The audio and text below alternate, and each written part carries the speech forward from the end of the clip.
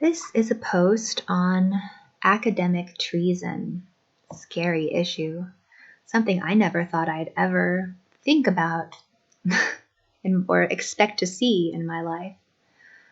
International collaboration has become a contentious issue in the world of academia.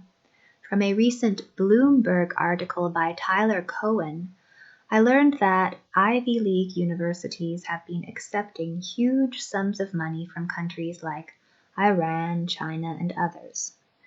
The chair of the Harvard Chemistry Department accepted $50,000 per year and as much as $150,000 in perks from Chinese collaborators, and 100 researchers at Texas A&M, many of whom worked in areas relevant to national defense, had gotten money from China, and only 5 of them disclosed this. I know people who work for a German lab, and they are encouraged to collaborate with Chinese institutes.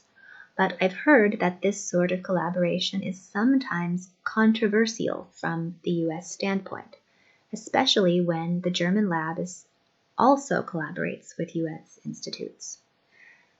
What these people do is all in compliance with the law, unlike US companies that set up workarounds to sell their products by going through intermediaries that are not on US soil. But for people in Germany and South Korea, for example, countries that have always been stuck between two sides of a Cold War, trying to remain friends with both sides has become increasingly difficult. Each country is aware that their security is dependent on support from the US, but as technocrats and mafia sorts do battle, keeping clean shoes is challenging. By some measures, academia has always operated as an entity that has no respect for international boundaries, and this was its strength. But in times of conflict, knowledge becomes weaponized. Even though conflicts today seem to fly under the radar, this doesn't mean that there are no casualties. I wouldn't be surprised to find that people who are involved in the transfer of sensitive technology are simply eliminated in discreet ways. This leads me to wonder about the extent to which international collaboration in fundamental physics is restricted. There was a conference last year in Hamburg during which dual use or military-civilian applications of free electron laser technologies were discussed, and from what I gathered, the conclusion was that military uses of the technology had been tried out and ruled out. This left the doors of international collaboration quite open within that sphere. But what happens if a nuclear physicist goes abroad to spread knowledge to populations that are not typically invited to conferences? I honestly don't know, since I didn't study nuclear physics. I mean, a lot of people don't know that nuclear physics is not the same thing as particle physics, and it is not the same thing as accelerator physics, the thing that I studied. Accelerator physics is a lot like applied classical physics or electrodynamics, so maybe it's classical particle physics. That's what accelerator physics is. If there is an effort to limit the spread of knowledge of physics fundamentals, how much of this would be based on paranoia and how much is based on real danger? I mean, that's not for anybody like me to decide. The main problem is that I studied physics for 20 years and I have no idea what the answer to that question is. It seems like something that should be common knowledge, I would think. I only know that it seems that terrible physics instruction at the university level is rampant.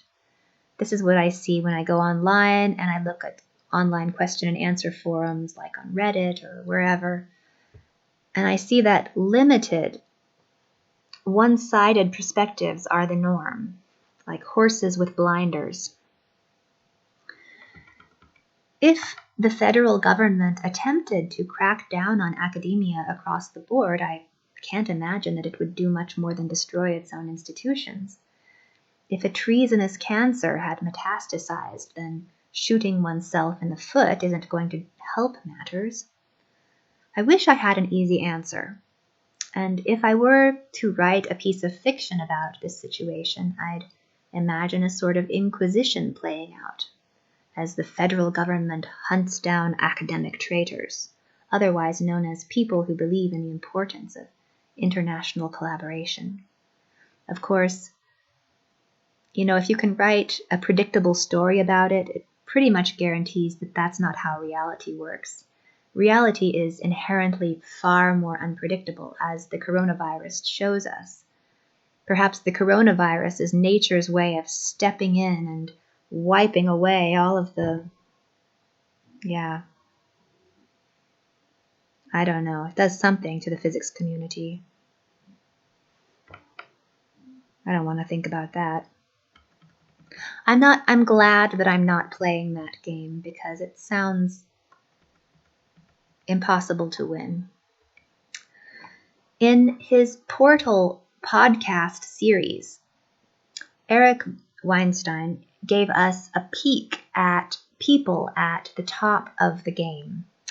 And he seems to be trying to seed a strange narrative about Jeffrey Epstein as a CIA operative who acted as a magnet for traitors within politics and academia. Weinstein didn't come out and say this, but he seems to drop hints about how weird it was that the media didn't investigate Epstein or Ghislaine Maxwell's finances, and how weird it was that Epstein led an 11-figure existence when he was only worth 9 figures on paper. Was Jeffrey Epstein really a sort of 007 holding up a pedophile front to draw in rich scumbags with a dragnet? I guess stranger things have happened. But since I write fiction, I'm drawn to these sorts of what-if scenarios. They make good stories. What I do know for sure is that a good way to control a community that is under the illusion that it can do whatever it wants is to get them into compromising positions with women who appear to be underage, and then use pictures and videos to keep them on a short leash. I thought that entrapment was illegal, but what do I know about international level politics? As you can see, I am adept at speculating, and that is what makes me a fiction writer. So I haven't done too much in terms of intrigue in my first 2 novels, but my 3rd novel is going to be more imaginative in a sort of caper-like way. And I suppose this sort of material gives me a lot of food for thought. It's a good starting point. Thank you for watching, and please check out my novels and my other blog posts. There are 120 of them. So until next time.